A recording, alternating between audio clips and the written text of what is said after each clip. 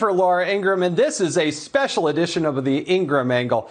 Tonight, the largest teachers union in the country is pushing for your kids to be part of a medical experiment. Dr. Jay Bhattacharya is here on why this is so dangerous. And speaking of children, violent crimes against them are spiking. So where's the outrage? Heather McDonald is here. Plus, Biden strikes out and Disney becoming the most inclusive place on earth. Raymond Arroyo has one of our favorites. It's time for the Friday Follies when he's up. All right, but first, whenever Hunter Biden's shady business dealings made headlines, old Joe is quick to trot out the same old tired line. I've never spoken to my son about his overseas business dealings. I have never discussed with my son or my brother or anyone else anything having to do with their businesses, period.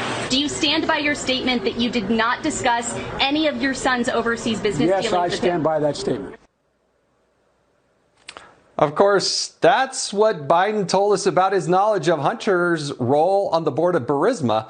But then emails from Hunter's laptop revealed the younger Biden set up a meet and greet between a top Burisma executive and his vice president father.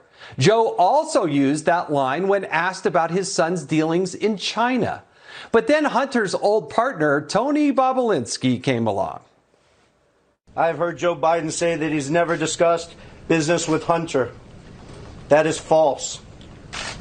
I have firsthand knowledge about this because I directly dealt with the Biden family, including Joe Biden. Now, the White House is using that same line to swat away new questions about Hunter's dealings with Mexican billionaire Carlos Slim. But if Joe didn't know, then why did Hunter's laptop have pictures of the former vice president and his son standing with Carlos Slim and others in the Naval Observatory, the vice president's home at the time, paid for by taxpayers? Joining me now is Mercedes Schlapp, former White House Strategic Communications Director and Trump 2020 campaign advisor. Also here is Kurt Schlichter, trial attorney, a lawyer, and senior columnist at townhall.com. Kurt, I want to start with you because according to the New York Post, and Fox News has not independently confirmed this, but 3 years after the meeting with Carlos Slim, Hunter texted his business partner. He said, quote, "Spoke to my dad about Slim ask." And his partner replied, "Oh, that sounds so bleep good." I mean, how are we supposed to continue to believe that Joe, President Biden, knew absolutely nothing? Well, look, Jason, I'm always up to believe that Joe Biden knows absolutely nothing. And there's a huge chance that he's forgotten about this. But, you know, America's #1 Matlock super fan has a track record of this kind of petty corruption. Mr. 10% for the big guy has his fingers in a whole bunch of pies, and it's getting tiresome. But what's really tiresome is that the mainstream media isn't looking at it. You got the New York Post, you got Fox, you got some other conservative outlets, or at least neutral outlets, looking at it and saying, hey, wait a minute, this is wrong. This is bad. And then it's no surprise. Doesn't Carlos Slim own a big chunk of the New York Times? The fix is in, and I think the American people are getting tired of it. Mercedes, you spent considerable time in the White House. You know how these things go and the operations here. But look, Hunter Biden has problems with. He's had problems with drugs. He's had problems with guns, Russian prostitutes, taking money from the former wife of a former mayor of Moscow. He has dealings in China and in Ukraine. And now we're finding out Mexico. And then suddenly Hunter Biden gets on an Air Force Two and flies with his dad, the vice president, at taxpayer expense to Mexico. I mean, how do they get away with this? Well, let's just remember it was President Joe Biden who said that Hunter Biden is the smartest guy he knows. But let me tell you something. I think Hunter Biden, the evidence continues to grow, where you're seeing these business dealings between Hunter Biden with the possibility of Joe Biden having this influence with the different business dealings that Hunter Biden had to deal with. So I've got to tell you, Jason, it is troubling. It is very, it's hard to watch where you have Joe Biden saying that he didn't know anything about these business dealings. But as the New York Post is reporting, as we're seeing more evidence come out from this laptop that the media did not cover during the 2020 election, it is showing that there are major concerns. I mean, Hunter has notes showing that there were these conversations happening between the vice president, Hunter Biden, and his potential business partners. Yet it was largely ignored because the Democrats are so good at attacking anything Republican. Yet when there's a double standard here when it comes to Democrats, and in essence, you have the Biden Inc. getting away with a lot. And there are more questions now that need to be answered. And this is what the White House is going to have to deal with in the next coming weeks. Kurt, I think one of the most damning pieces of evidence, and again, Fox News has not independently confirmed that, but the allegation and what we're reading about, for instance, in the New York Post, is that Jeff Cooper, who is the business partner of Hunter Biden, was on Air Force Two traveling with the vice president and Hunter Biden there to Mexico. So if you don't know about what's going on and don't ask any questions, how in the world was he on that Air Force Two flying into Mexico? Well, these are great questions, Jason. And I'm a trial lawyer. I would love to be able to have a case with such a mountain of evidence. But of course, it's not going to go anywhere. You know, the president said that his son's the smartest guy he knows. And maybe that's true. Look what he's getting away with. I mean, this guy is like a hop, skip, and a snort away from world domination. He just needs to move into a volcano lair. It's outrageous. I want to give the last word to Mercedes real quickly. I've got about 10 seconds. Where does this go from here, Mercedes? Well, you had the Obama's administration very concerned about Hunter's involvement back in the day when President Obama was in charge. This is not going away. The White House press team has to be prepared to answer these tough questions. But the real question will be, will the liberal media really start investigating Hunter Biden and Joe Biden in these foreign dealings? They absolutely need to ask those questions. Mercedes and Kurt, thank you. Have a wonderful evening. All right, well, the media glorifies communist China. Our own southern border is falling apart thanks to Joe Biden's reckless policies. Now, don't take my word for it. That's what a smuggler told townhall.com's Julia Rosas on the border just last night. Es más fácil para mover la gente con el presidente Biden. Ah, sí. ¿Por qué? ¿Le está dando asilo? ¿Porque lo dan asilo? Sí, muchos están allá. Más que nada por los niños. ¿Y este negocio era más difícil bajo de Trump? Sí, cómo no. ¿Por qué? Tenía las lanchas día y noche.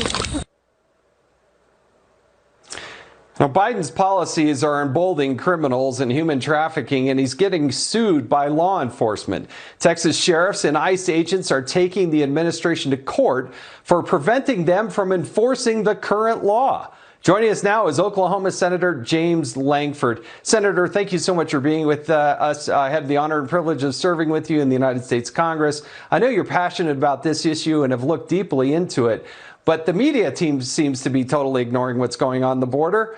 What are you seeing up close and personal? Well, I've been down to the border 3 times in the last 4 months to be able to see what's going on in this area that I track a lot. It's amazing just listening to that clip that the smugglers are excited about President Biden, but when President Trump this week goes down to the Border Patrol agents are excited to see President Trump. So we got to figure out if we're going to be loyal to the smugglers or loyal to the Border Patrol agents that are trying to guard our nation on this. I would say here's what I've seen. The wall is unfinished. President Biden has literally hired contractors to be able to watch the steel that's laying down there so people don't steal the gates and everything that will probably never be installed under President Biden. There is an easy way to be able to secure that steel. It's actually install it, by the way. The levees are down in Texas because that was part of the construction as well. The Border Patrol chief that was actually very effective under President Trump has now been fired by President Biden. They are changing the rules on asylum to allow more people in. They're looking at contacting people that President Trump actually deported because they were criminal aliens and telling them, hey, the rules have changed. You can now come back. We have the highest number of people illegally crossing the border the last 3 months in a row. And on top of all that, President Biden has stopped enforcing actually the law in the inside of the country. While everyone's focused on the border, we have 6,000 ICE agents in the country. They only made 3,000 deportations all of last month because the ICE agents are being told to be able to stand down. If you can imagine, 6,000 ICE agents, 3,000 deportations in a month because they cannot actually do their job. So it's not just the border and him opening up the border, but it's also stopping enforcement inside the country. Yeah, I hope people at home appreciate what this means. What that means is the criminal element of those people that are coming here, they're not being deported. I thought it was bad enough when it was Obama Biden. There were more than 60,000 instances where those people got caught doing something illegal. And guess what? Some of them served time, some of them didn't, but they were ordered by a federal judge to leave, but they didn't do that. Obama just released them out of the homeland. Now the people that were deported are actually being invited, literally invited, right, by President Biden to come back into the United States. That's correct. They're being invited to be able to come back. Obviously, they're looking at what President Trump did, which he just enforced the law. That's all he was doing. He was right. He was right in the way that he was doing it. He was enforcing the law. President Biden steps in and says, we're not going to enforce the law. And he just assumes things are going to turn out right. What happens is chaos when you don't actually enforce the law. That's why these Border Patrol agents are so good at what they do. They're not going over the top. They've got families. They care about people and compassionate, but they also care about American law. If there's anything that we can stand for at this time, especially around the 4th of July, you go back to the most basic principle. The law is king in our country. That's a founding principle of our founding documents. We need to be able to enforce the law. I've already stepped up and said I'm not going to allow any more DHS folks to be able to come through in the whole process of selection and confirmation. I'm going to block every one of them until they start actually enforcing the law. And then we're going to get that border fence done and stop having them just guard the pieces of the fence. Put the fence up. We've already paid for it. Get that done. Yeah, good for you to put a hold on all of those people. Look at this headline from the Daily Caller about the types of people that are coming in here. And again, illegal immigrants break into Texas home. They steal guns, ammo, and food. The Customs and Border Patrol agents in Sierra Blanca responded to a report about a county home that was burglarized. I mean, these aren't just all nice, sweet people. This is human trafficking. There's a lot of drugs coming through as well. Yeah, we have records amounts of drugs that are coming across the border right now. Customs and Border Protection has stated that. Border Patrol has stated that. We're seeing that on our streets right now. And it's not just folks in the Northern Triangle. That's this big statement, this big lie that's coming out of the administration. These are just poor folks coming out of the Northern Triangle. When I was down at the border last time, they said that just this year, over 100 different countries have illegally crossed our border just this year. Literally, people are coming from all over the world because they know they can pay the cartels, come across the border and come in because President Biden is opening up the borders. We've got to enforce the law again. We'll keep pushing. Senator, thank you. Thanks for everything you do. Have a wonderful Independence Day. Appreciate your work on the border. All right, the largest teachers union in the country is trying to force all children to get the COVID vaccine. Dr. Jay Bhattacharya is here to hit back crime waves sweeping American cities and claiming lives, including the lives of children. Last night in Chicago, just last night, where the violence is spiraling out of control, a 1-month-old baby and a 9-year-old girl were shot in the head. Both are in critical condition. In St. Louis, 4 children were shot and wounded within an 8-hour period. And this comes as the state of California releases shocking crime statistics for 2020, showing a 20% increase in child murders. And that's not all. On the whole, California saw homicides explode by 31% just last year. All as state and local politicians caved to the pro-crime agenda of the Black Lives Matter organization. Joining me now is Heather McDonald, senior fellow at the Manhattan Institute and author of The War on Cops. Heather, these are children, and in some cases babies. They're being shot. But why aren't the Democratic leaders who are running these big cities making this a priority? Because their policy prescriptions are not getting it done. It's absolutely horrifying, Jason. We've learned a true fact. The press doesn't give a damn about Black lives. The Democrats don't give a damn about Black lives. The only time they care is if somebody is shot by a cop. But this carnage went on last year. There were 4 dozen Black children who were gunned down in drive-by shootings. I don't know a single one of those deaths that was protested by a Black Lives Matter activist. The media ignores it because it doesn't fit their narrative. Cops are demoralized. They are being assaulted at record rates. There's been a 91% increase in ambush assaults on officers this year. And they're being told relentlessly by Joe Biden, by the rest of his administration, by the media, that they are racist for going into high-crime neighborhoods and trying to save lives. As a result, they're backing off of proactive policing. And when the cops step down, the criminals step up. And that's what's happening. People are carrying guns with impunity. They're using them with impunity. They know there's no consequences because these left-wing prosecutors are saying we're not going to prosecute low-level misdemeanor crimes. We're not even going to prosecute some gun crimes. And the Democrats have unleashed a monster. And it is going to be very hard to get back. Now, let's listen to Stephanie Ruhle over there at MSNBC and her take on this defund the police movement.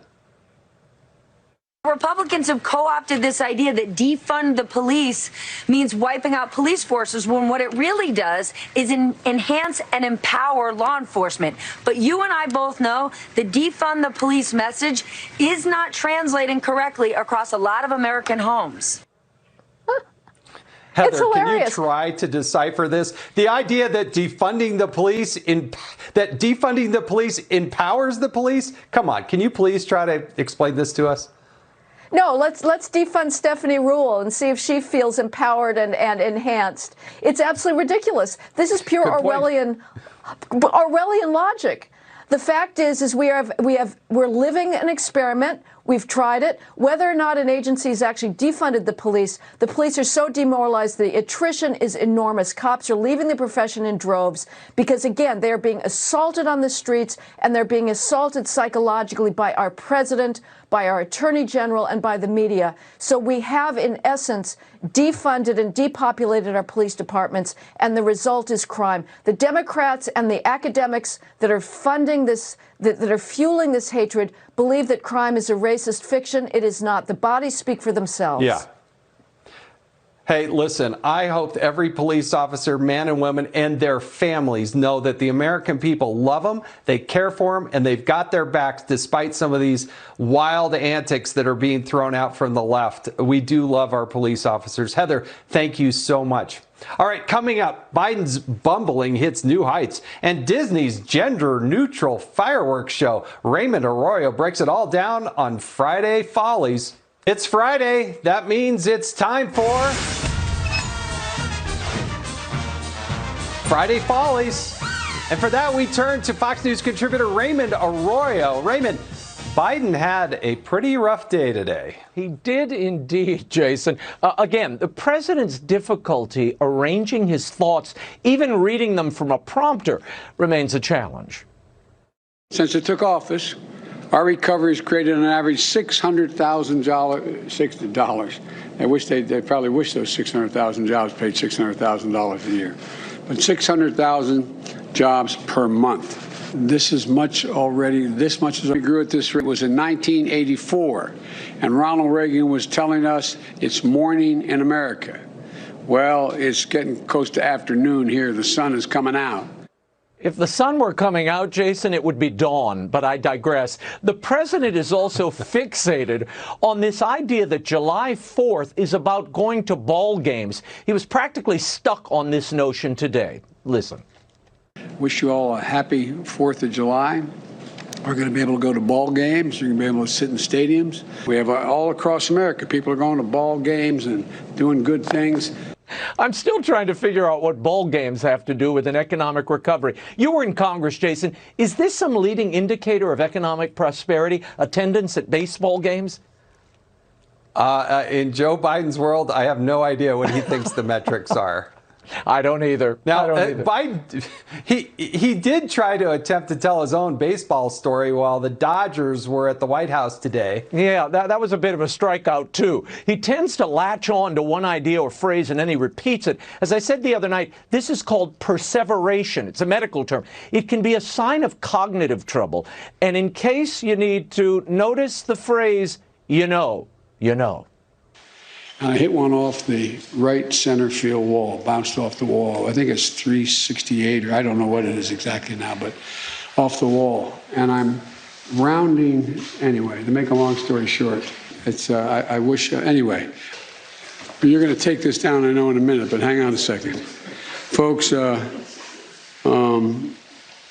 know, but it's, you know, sometimes, well, no, never. Right.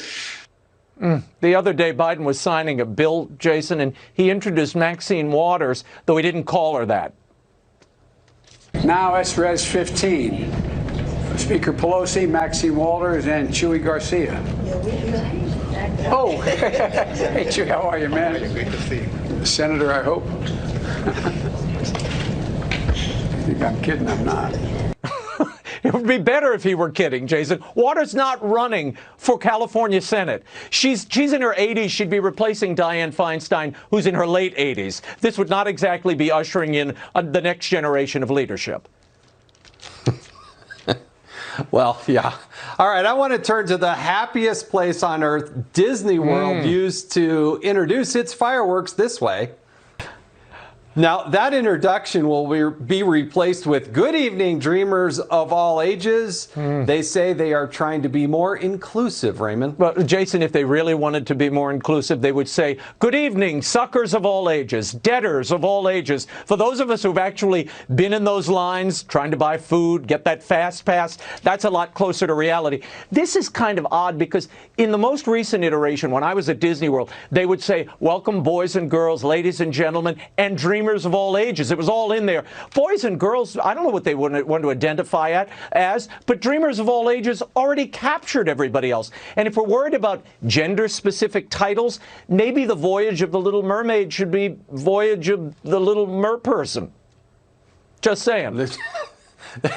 If you broke those down, it's pretty entertaining. All right, before I let you go, Raymond, the media is obsessing over one international story this week, Kim Jong-un's weight loss.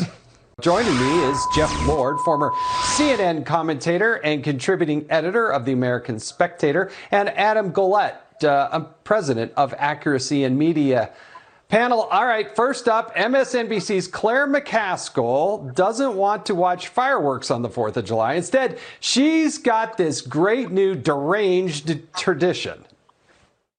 We're going to start a new family tradition in my family on the 4th of July, and every 4th of July going forward, we're going to watch that video that the New York Times put together of January 6th. Jeff, what a twisted way to celebrate our nation's independence. Congressman, I can only imagine if this was 1775, she would have been supporting the British because, of course, she would have been totally opposed to the Boston Tea Party, and she would have been opposed to the Battle of Bunker Hill, and on it would have gone. I mean, there's a whole list of video. I mean, I looked today. There's a whole list of videos and movies about all of those. Then maybe Claire McCaskill should sit down and take a look at them. I mean, this is just unbelievable. And maybe even she might want to sit down and watch an interview that Lawrence Jones of Fox News did with the father of a 7-year-old girl who was shot to death in Chicago in 2020 and see just what's going wrong in a Democratic-run city. Maybe watch that video. Yeah. Lawrence Jones does a fabulous job. Adam, what was your take on what Claire McCaskill wants to do? Well, I'll tell you what, I'm not going to the July 4th barbecue at the McCaskill household. What a bummer that place is. Conservatives, libertarians, moderates, we are somber on Memorial Day. We're somber on 9/11. How the heck is this lady somber on Independence Day? The Declaration of Independence, our freedom, was the greatest advancement of human liberty in the history of civilization. And it puts a frown on her face. My gosh. Yeah. All right, let's go to the next one. Here's political hack Matthew Dowd ginning up domestic insurrection fears. Watch this. There's 300 million guns in America that we have spread across the country, and that really concerns me. In the immediate, I'm concerned that January 6th was just a preliminary event for worse things that could happen and more loss of life in the course of this. And it's a very, very scary thing. All right, Adam, this just shows how deeply paranoid Dowd and the rest of the media elite are. What's your take? Well, since when were progressives against mass violence? I recall last summer, nearly every city in the country was getting burned down, and these guys were literally and metaphorically fanning the flames to the best of their ability. They even had celebrities who were tweeting and bragging about paying the bail money for the rioters. Thankfully, we had thousands of accuracy and media activists who basically tattletaled to their parents on them. We called their managers, agents, and publicists and sent tens of thousands of emails and told them to cut it out, and they did. But I never can take it seriously whenever these people claim to be against violence, especially after what we saw last year. You know, Jason. Yeah, please. In terms of what Adam was saying, there was a Princeton study. There was violence in 48 out of the 50 largest cities in the United States in 2020. The Guardian reported that there were at least 11 Americans who were killed while participating in these riots, and there were another 14 who died in related incidents. So, where is the concern for Matthew about that? The total pass. Yeah, and you had Kamala Harris just last year working to bail these people out, put them back on the street as quickly as possible. All right, exactly. CNN's Jeffrey Toobin had the most ironic comment of the week. Wait till you see this. Donald Trump, among other things, was the great reputation destroyer. You know, virtually everyone who served in his administration came away with a diminished reputation. He's the expert on diminished reputations. I buy that. But Jeff, should he really be talking about this on national television? No. Yeah, I know. Jeff Toobin's a former colleague. How do I say he made a big mistake, big time, and bigger than big time on television? I just can't really say it. But the main point here is that Donald Trump served honorably as president of the United States. The people who work for him, and I know lots and lots and lots of them, are proud of him and will always be proud of him. And big mistake here, particularly Jeff should not say. Adam, I want to get your very quick take on that. Sure. I want Jeffrey Toobin giving me PR advice about as quickly as I want Hunter Biden as a life coach. I guess you'll learn more from a defeat than a victory. So in that regard, he must know it all. All right, we better just leave it there. Gentlemen, thank you.